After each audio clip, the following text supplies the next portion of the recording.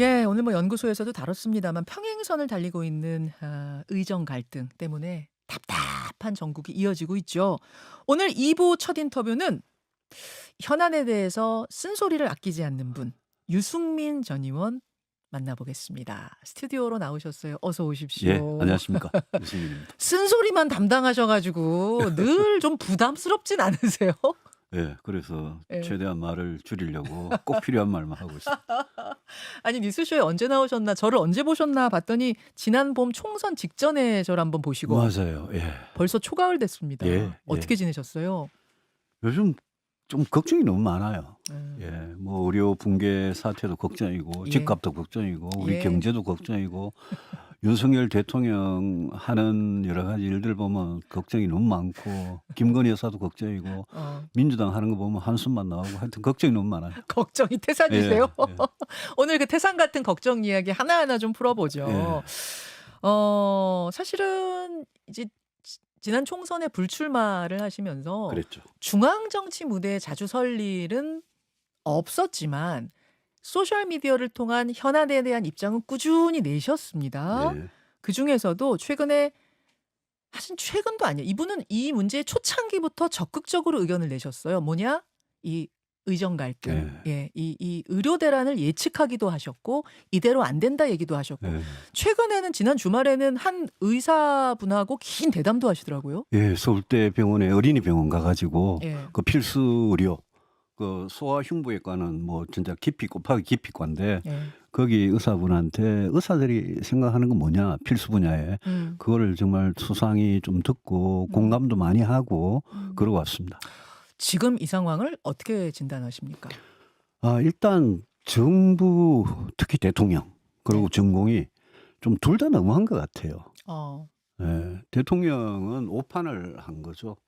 처음에 2,000명이라는 거를 네. 던져가지고 밀어붙이고 행정명령하고 진압하고 시간만 끌고 버티면 된다 이렇게 생각한 것 같은데 오판인 게 다 드러났고요. 아하. 전공의들도 좀 너무한 것 같아요. 환자 곁을 떠나서 너무한 것 같고 이게 지금 국민들이 죽어가는데 네. 대통령 정부든 전공의들이든 죽어가는 국민들 생각을 너무 안 하는 거 너무하다. 그리고 사태가 너무 꼬여버린 것 같아요. 당초의 의료 개혁의 목적이 네. 필수 응급 지역 의료 그렇죠. 이거를 강하게 하자 살리자 취지는 이거였잖아요. 그거였어요. 예. 그러니까 그거였기 때문에 정책 수단이나 방법 이런 게 필수 응급 지역 의료 살리는 쪽에 처음부터 집중을 했더라면 이 2,000명 꺼내기 전에 그러면 의사들이나 전공의들이 저는 반발할 명분이 없었다고 생각합니다. 아하. 근데 그거는 목적은 그거였는데 어느 순간 목적을 망각하고 대통령이 2월 6일 날입니까? 정부가 2,000명이라는 아주 충격적인 숫자를 딱 꺼내버리고 그때부터 지금까지 한 7개월 동안 사태가 마구 꼬여버렸어요. 근데 그 사이에 대통령은 자신의 어떤 판단 오류 이런 거를 인정을 안 하고 지난 총선 직전에 그때 50분 담화에서 굉장히 강하게 하고 불과 얼마 전에 기자회견에서도 굉장히 강하게 이야기를 하잖아요. 그렇죠. 이게 고질버리지 않는 거예요. 그러니까 둘 다 대통령이나 전공이나 둘 다 국민의 생명을 국민의 희생을 담보로 해가지고 지금 기싸움 모기싸움을 하고 있는 것 같이 비치니까 이거는 피해는 고스란히 국민들만 보니까 아하. 정말 답답한 거고 그 사이에 7개월 동안 이미 많이 일이 진행이 돼버려가지고 네. 사태가 초기에 해결하는 거하고 지금 해결하는 거하고 해법이 좀 달라졌다. 꼬일 만큼 꼬여버렸어요. 굉장히 복잡하게 꼬여버렸어요. 맞아요. 그래서 저는 이 개혁을 이렇게 무식하게 하는 정부나 대통령도 문제지만 전공의들도 문제는 결국 근데 푸는 건 어떻게 풀 거냐. 예, 예. 푸는 책임은 저는 정부한테 있다고 봐요. 대통령하고 정부한테. 사태 그래 해결? 대통령과 정부가 어떻게든 지금은 잘잘못을 따지기보다는 문제 해결을 최대한 빨리 해야 된다. 얼마 전에 국민연금 개혁안 발표했잖아요. 예. 13% 42%. 예. 그게 엄청나게 큰 이슈인데 네. 지금 정부도 아무것도 신경 안 쓰고 있잖아요. 버려놓고 있잖아요. 지금 이 문제 의료 붕괴 사태 이 문제를 빨리 해결하지 않으면 네. 이 정권이 하고 싶은 다른 개혁조차도 할 수가 없는 여기에 그런- 다 발목 잡혀 버립니까? 그렇죠. 국민교육 지금 누가 신경을 씁니까? 이게 생명에 걸린 문제이기 때문에. 그렇죠. 당장 죽고 사는 문제이기 때문에 30년 후에 40년 후에 내가 돈을 받느냐 연금을 받느냐 안 받느냐 이거는 뒷전으로 밀려버린 거죠. 그래서 이 문제는 정말 최대한 빨리 해결을 해야 된다. 거기에는 대통령도 그동안 부리던 고집, 잘못된 정책 오류 이런 것도 인정하고 될 수 있으면 하여튼 오픈된 상태에서 모든 가능성이 열려 있는 상태에서 대화를 해야 된다 이렇게 봅니다. 지금 말씀하시던 중에 저는 꼬일 대로 꼬여버렸다. 예. 고기가 굉장히 꽂히네요. 그러니까 정말 꼬일 대로 이게 꼬였어요. 초기에 뭐 여야 의정 협의체든 뭐든이 꾸려졌었으면 참 좋았을 텐데 지금은 대입 수시 원서 접수가 이번 금요일이면 마감이에요. 접수 모집이 끝나버리는 상황까지 이렇게 와 버리니 이게 조금만 빨랐으면 얼마나 좋았을까? 왜 이 그게 지경까지 왔을까? 예, 그 말씀 하시니까 예. 서울대하고 고대의대 같은 경우는 어제 마감 이미 했고요. 했어 이미. 예. 그리고 이제 내일까지 마감되는 예. 학교들도 많은데 거기에 2,000명 증원이 이제 1,500명 정도로 내년 건 내려와 가지고 예. 4,610명의 신입생을 선발하도록 약속을 했고 절차에 이미 들어가 버렸거든요. 예. 예. 저는 이게 2월부터 발표한 2월 2,000명 발표한 2월부터 한 5월에 어떤 일이 있었냐면 집행정지 가처분 신청이 있었는데 법원이 그걸 기각했어요. 네네. 저는 법원이 그걸 받아들여 주기를 내심 바랐습니다. 아. 왜냐하면 그래야 이 뭔가 대화의 물꼬가 터질 것 같아서. 아하. 근데 법원이 그걸 기각하니까 5월 말에 교육부가 네. 신입생 2025년도 신입생 이 각 학교별 정원을 확정을 해버렸잖아요. 해버렸죠. 그래서 제가요. 지금 전공의들이나 의사분들이 2025년 정원도 전면 백지화 원점에서 논의하자 이러시고 일부에서 그런 찬성도 하시는데 저는 그거는 어렵다고 봅니다.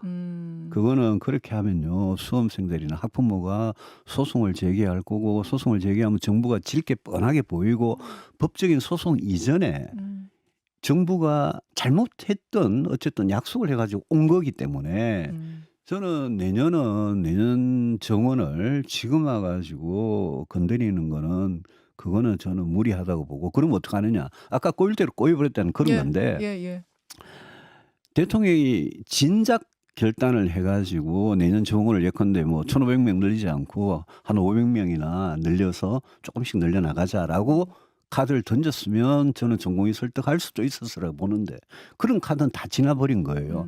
그러면 4,610명을 뽑으면 기존에 있던 유급 한 3,000명하고 네. 7,000명 넘는 7,500명이 넘는 네. 1학년을 네. 외과에서 가르쳐야 되는데 그러면 의대 교육이 이제 막 망가져요. 그냥 개판이 되는 거예요. 아니 저 초등학교 때 60명이었는데 생각해 보세요. 갑자기 그 네. 다음에 120명을 담임 선생님이 가르친다고 이 상황.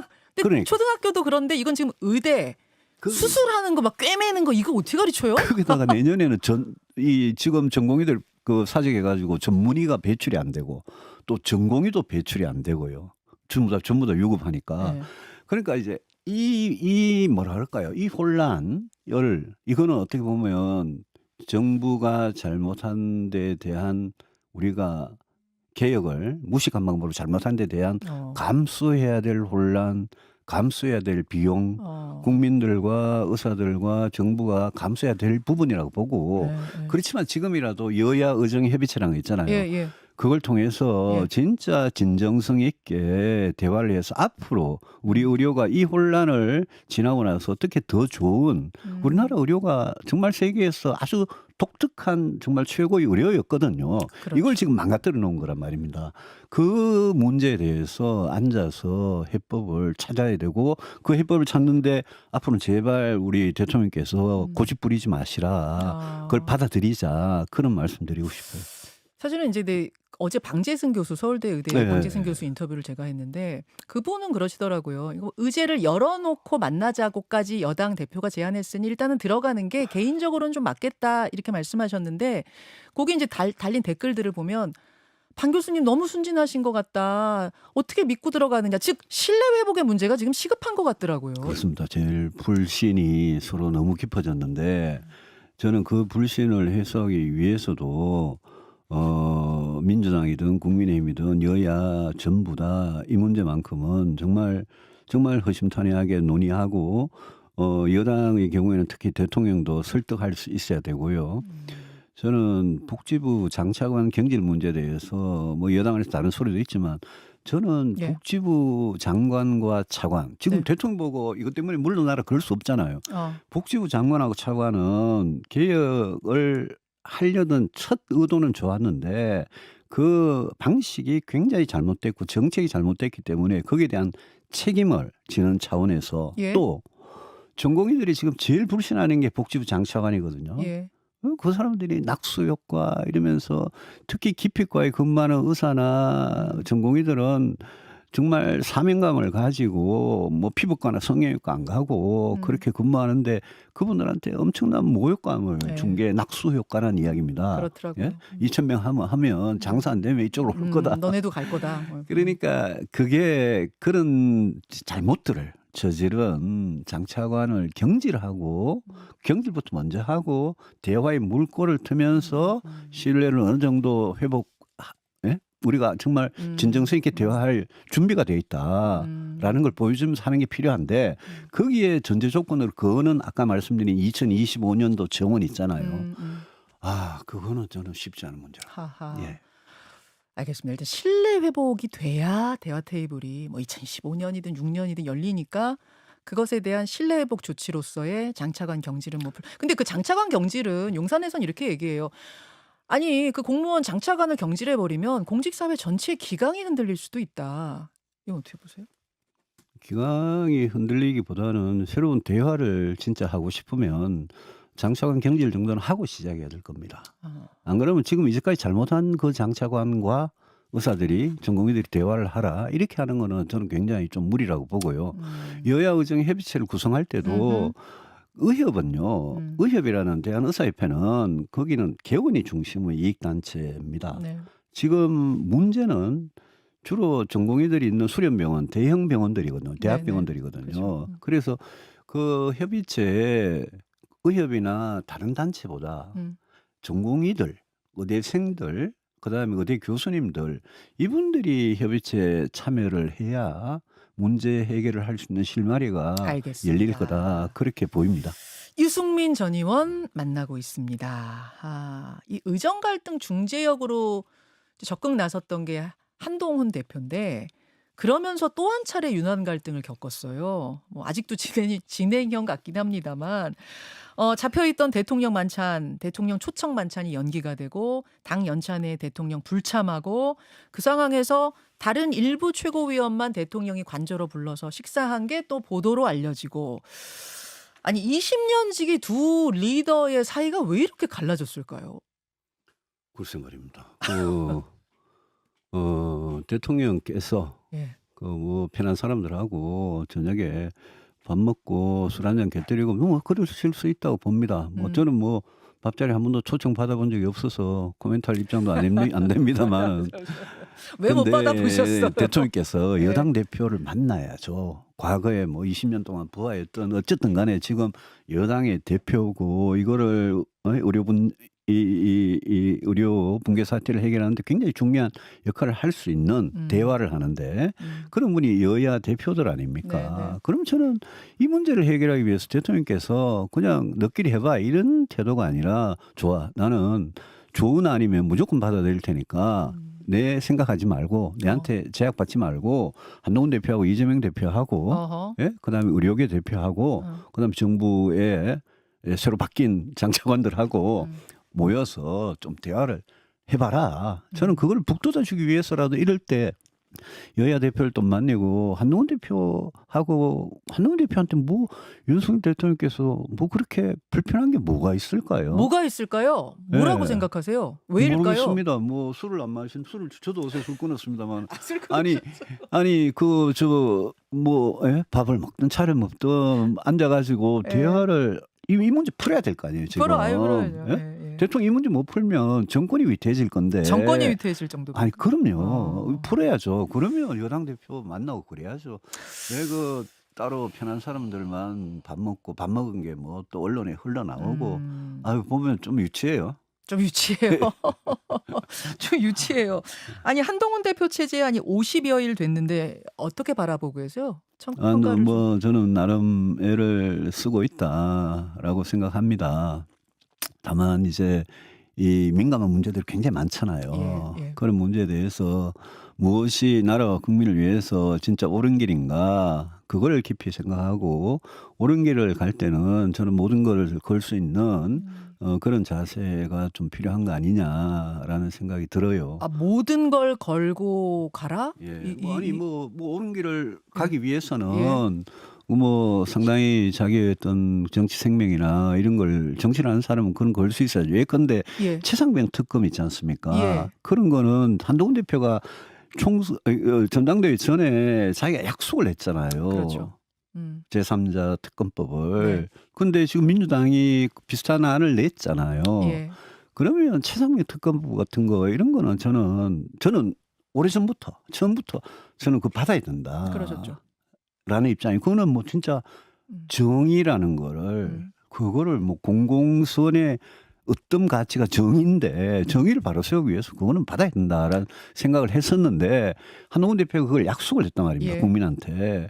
그럼 자기 약속을 지키는 차원에서라도 어떻게든 당내 의원님들 설득하고 대통령도 설득해서 그런 걸 받아야 되는데 그런 부분 좀 아쉽죠. 아니, 그랬다가 막 레이저 맞고 이래가지고 유승민 원내대표처럼 힘들어지면 어떡해요? 레이저는 뭐 저만큼 많이 맞아본 적이 없으면 맞아본 레이저 사람이 엄청 없을 맞으셨잖아요, 겁니다만. 진짜. 예, 그래서 피부가 참 좋아졌어요. 근데 레이저를 맞더라도 이 저 막 대들라는 이야기가 아니라 예? 소신? 어떻게 가는 게 나라가 또 이 정권이 또 뭐 좋게 말하면 우리 국민의힘이 예. 옳은 방향으로 가는 거냐. 예.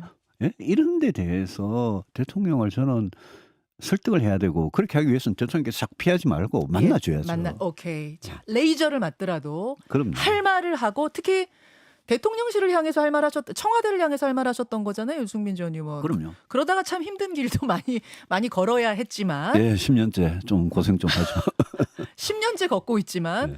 그래도 소신 굽히지 말고 가야 한다고 그럼요. 보세요. 아니, 예. 그랬다가 저 대표직 막 내려놔야 되는 상황 되고 그럴 수도 있는 거 아니에요?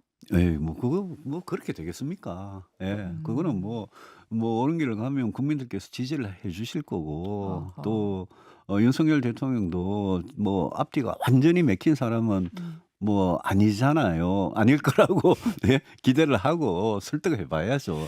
왜냐하면 저는 이 정권이 이제 대통령 선거 기준으로 하면 반이 지났거든요. 예.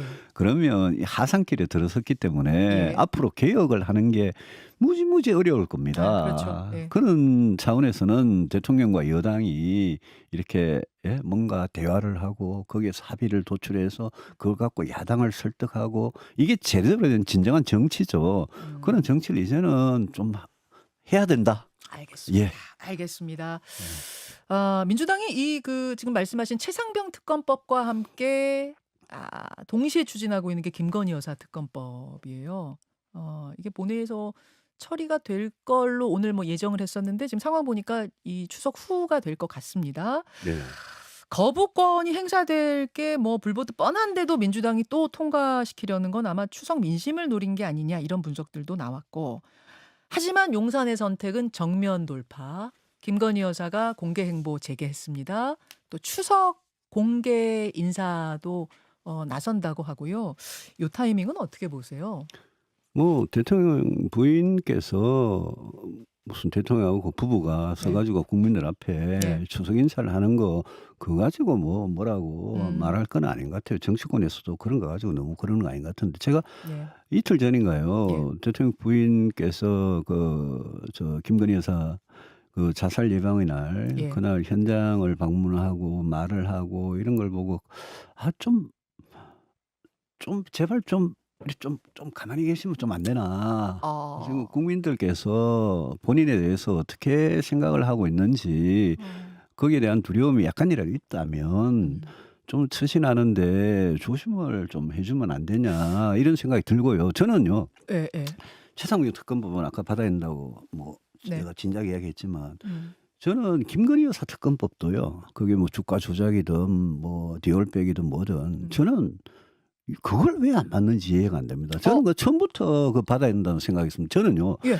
무슨 뭐 노란봉투법이다, 양국관리법이다, 금투세법이다, 25만 원법이다. 저는 그런 정책에 관련된 거는 예. 그거는 생각이 다르면 어허. 대통령께서 저는 거부권을 10번이고 20번이고 저는 행사할 수 있다고 생각합니다. 예. 특히 국회를 지금 민주당이 완전히 이렇게 독점하고 있는 이런 상황에서 민주당이 자기들 정권 잡을 때는 하지도 않은 것들 뭐 방송법이나 이런 여러 가지들을 마구 던지잖아요. 어허. 근데 그런 정책에 관련된 거는 저는 거부권을 행사하는 게 그게 잘못된 거라고 생각을 하면 저는 거의 정당하다고 생각합니다. 예. 그런데 자기 부인하고 관련된 거를 예. 그거를 거부한다는 거는 저는 그거는 정말 공사구분 차원에서 상식적인 차원에서 좀 맞지 않다고 생각하거든요. 아니 대통령실이 그거 덜컥 부인에 관련된 특검법 받았다가 막 정쟁에 막 휘몰아치고 뭐 이게 뭐 탄핵을 하니 마니로 가는 것에 대한 어떤 그런 두려움 같은 게 있는 건 아닐까요? 아이고, 부담감? 그 무슨 대통령 부인이 불법을 저질렀는지 안 저질렀는지 그걸 가지고 특검하겠다는데 그걸 가지고 대통령 탄핵으로 까지 갈 일이 뭐가 있겠습니까? 그리고 그거는 뭐 자기 부인이든 장모든 네. 자기의 어떤 사적인 관계와 관련된 부분은 그거는 대통령이 그런 걸 가지고 거부권이라는 권력을 행사하는 거 그거는 저는 안 맞다고 생각하거든요. 법리적으로는 별 문제 없는 일이다. 뭐 이런 이야기도 하잖아요. 아니, 문제 대통령실은. 없으면 받으면 되잖아요. 문제 없으면 받아라. 예. 디올백도 검찰 수사에서 무혐의 불기소 처분 났잖아요. 네. 뭐 특검해도 별건 안 나올 거라고 생각하면 주가 조작도 마찬가지고요. 최근에 무슨 선거 개입, 공천 개입 이런 것도 저는 다 그런 마찬가지로 생각합니다. 그래서 그런 부분들은 예. 받는 게 오히려 국가의 중요한 정책에 있어서 대통령의 의지를 밝히고 거부권을 행사하는 걸 오히려 더 정당화해주고 민주당의 어떤 정략적인 정치 공세를 오히려 정면으로 대응하는 떳떳한 자세다. 그런 생각을 하는데 예. 예, 부인이 일어나서 쉽진 않겠죠.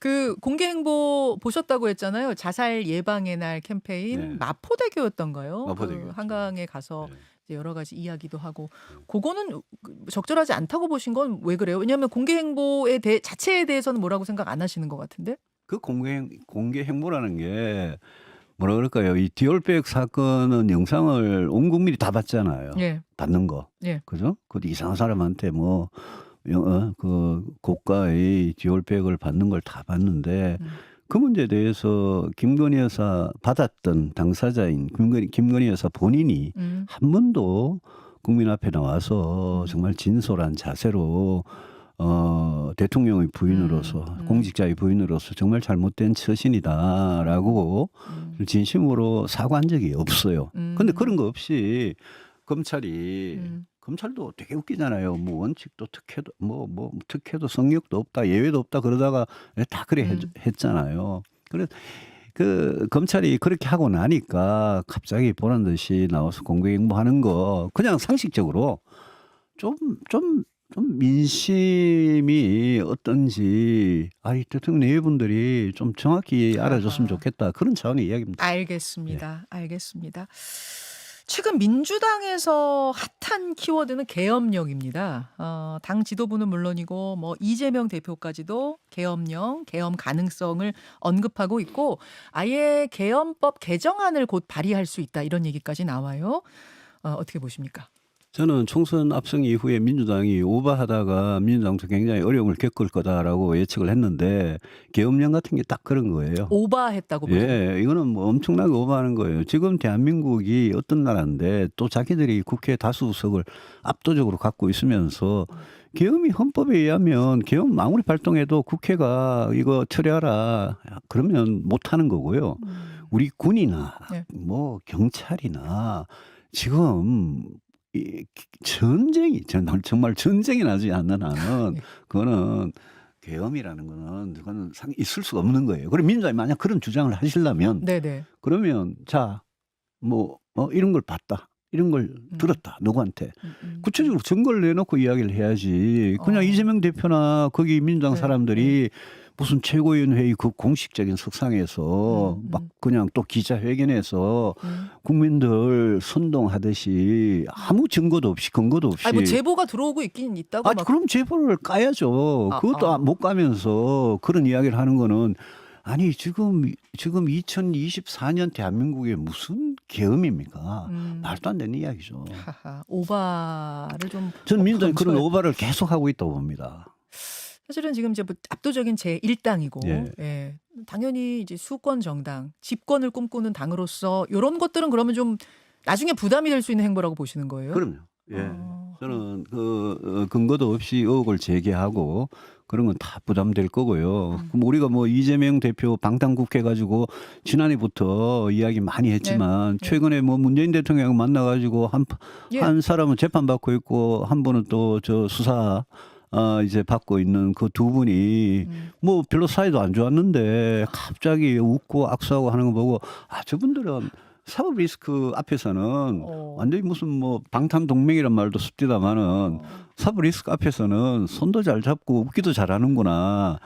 그 민주당이 요즘 돌아가는 걸 보면 이 빨리 이재명 대표 그 재판 결과가 좀 나와가지고 민주당도 정리될 부분이 되게 많은 것 같아요. 하하. 네. 재판 결과는 어떻게 나올 것 같으세요? 뭐 판사님들이 하실 거니까 제가 함부로 이야기는 못하지만 저는 뭐 유죄가 나올 거라고 확신합니다. 확신을 하신다고요? 저는 유죄가 나올 거라고 봅니다. 그렇게 보세요. 특히 어떤 분 지금 두 가지가 그 걸려 있는데. 위증교사 선거법 위증교사? 다 둘 다? 저는 예. 그 보통 국회의원들이나 보통 정치인들 같으면 그런 일이 있으면 그건 유죄 나온 경우가 저는 많았다고 보고요. 예, 유죄 나와야 그 법원이 이런 거 가지고 자꾸 눈치 보지 말고 빨리빨리 좀 판단을 해주셔야 되는 거 아니야 생각하고 조국 대표도 대부분이 지금 뭐 하고 있는지 모르겠어요. 어허. 예. 그 1심이잖아요. 그 1심이죠. 1심에서 말씀하신 대로만 유죄가 나온다고 해도 민주당 내에서 어떤 입지가 흔들린다든지 대선 후보로서의 어떤 그 자리가 위태해진다든지 그런 건 없을 거다라는 예측은 어떻게 보십니까? 그렇진 않겠죠. 예, 뭐 당장 물러나거나 이렇지는 않겠죠. 그렇지만 그거 말고도 대장동, 백현동이고 뭐 대북 송금 사태고 지금 줄줄이 재판이 기다리고 있잖아요. 그래서 그런 사법 리스크가 있기 때문에 네. 법원이 네. 이럴 때 네. 대선이 아직 2년 반이나 남았기 때문에 좀 빨리빨리 재판을 진행해 줘야지 대선 가까이 가면 아마 못할 거예요, 재판을. 알겠습니다. 이 구름을 먹구름을 좀 빨리 이렇게 없애줘야죠. 한 가지만 더 여쭐게요. 네. 아니 그러고 보니까 경제 전문가신데 금투세 요즘 뭐 이런저런 말들 굉장히 많거든요. 금투세 제가 한마디 꼭 드리고 싶은 게요. 금투세는 조세의 원칙, 그다음에 조세의 어떤 정의, 공정성 이런 거 차원에서 필요한 세금입니다. 금투세 시행해야 된다는 얘기세요? 예, 저는 시행해야 된다는 생각입니다. 우리가요. 앵커님이나 저나 뭐 일을 열심히 해가지고 우리 노동소득을 벌였을 때 8단계나 돼가지고 6%부터 48%입니까? 까지 세금 엄청나게 뗍니다. 엄청 떼죠. 근데요, 앉아가지고 주식 투자하고 채권 투자하고 옵션에 투자하고 펀드에 집어넣고 거기서 돈을 벌어가지고 그것도 5천만 원까지는 면세해 주겠다는 거 아닙니까? 그렇죠. 5천만 원 넘는 데 대해서 20%라는 세율은요, 근로소득하고 비교하면 그거는 근로소득보다 더 약한 겁니다. 거기다가 지난 5년간 주식 투자는 이럴 수도 있으니까 지난 5년간 손실에 대해서도 다 감안을 해가지고 5천만 원이라는 과세 표준까지 면세해 준다는 거 아닙니까? 네. 금투세는 저는 필요한 세금이라고 생각합니다. 제가 이런 소리 하면 주식 투자하시는 분들 싫어할 수도 있는데 욕 엄청 먹으실 수도 저는요, 있어요. 저는 왜 여야 대표가 모여가지고 지금 저출산에 양극화에 인구 문제, 주택 문제 진짜 중요한 일들이 많은데 금투세 이거 거둬봐야요. 세수가 그리 많지도 않아요. 근데 이 중요한 문제를 가지고 왜 금투세가 무슨 대단한 대한민국 경제에서 대단한 이슈 같이 이렇게 하는지 그 전부 다 주식 투자자 표를 노리고 인기 영합적으로 하는 거 아니겠습니까? 지금 부동산이면 몸이 할 얘기가 얼마나 많은데 금투세 가지고 계속 금투세 가지고 그게 무슨 1호 안건입니까? 말이 되는 이야기입니까? 이것도 또 맞는 말씀. 그래서요. 그래서 만약 뭐 눈치가 보이고 주식시장 혼란이 뭐 이것 때문에 막 주가가 내려갈까 그게 걱정이 되면 그럼 차라리 유예를 하십시오. 그런데 이걸 폐지하는 거는 정말 안 맞고요. 만약 유예를 하더라도 지금 증권 거래세는 계속 내려가고 있거든요. 내려가는 거 그거 중단해야 됩니다. 금투세 안 할 건데 금투세 할 걸로 생각하고 증권 거래세 이 낮추고 있거든요. 이 문제는 뭐 좀 욕하시는 분도 있겠지만 한번 같이 우리 전부 다 노동을 땀 흘려 일해서 번 노동 소득에 대해 세금 매기는 거하고 금융 소득에 대해 세금 매기는 거를 그 형평성, 알겠습니다. 공정성 이런 거 같이 한번 생각해 봤습니다. 지금 막 댓글창에 유승민 올쏘와 유승민 아웃 같이 나오고 있어요. 금투수 얘기하시니까 1분 남았는데 오랜만에 나오셨으니까. 예, 예. 아니 유승민 전 의원님. 그러니까 지금 사실은 정치권 중앙 정치 무대에 설 기회들에 서지 않으셨어요. 총선도 불출마하고. 그렇다고 해서 정치권 떠나거나 그런 거 아니시죠? 네, 그럼요. 정치를 그렇죠? 하고 있습니다. 예, 하고 계시죠? 대선도 문 닫아 놓으신 거 아니시죠? 당연합니다. 당연합니다. 예. 예. 대선도 열려 있다. 예, 제가 뭐 관종이 아니라서 자주 출연은 안 합니다만은 뭐 정치를 하는 사람으로서 예, 제가 이거는 꼭 말을 해야 되겠다 이럴 때는 말을 늘 하고 있고요. 예. 또 저한테도 언제든지 뭐 또 국민에게 봉사할 수 있는 그런 기회가 오면 예. 또 공직자로서 또 다시 일을 하고 그런 거 아니겠습니까? 월간 유승민 하나 만들면 안 되나? 전화하겠습니다. 예. 오늘 고맙습니다. 예, 고맙습니다.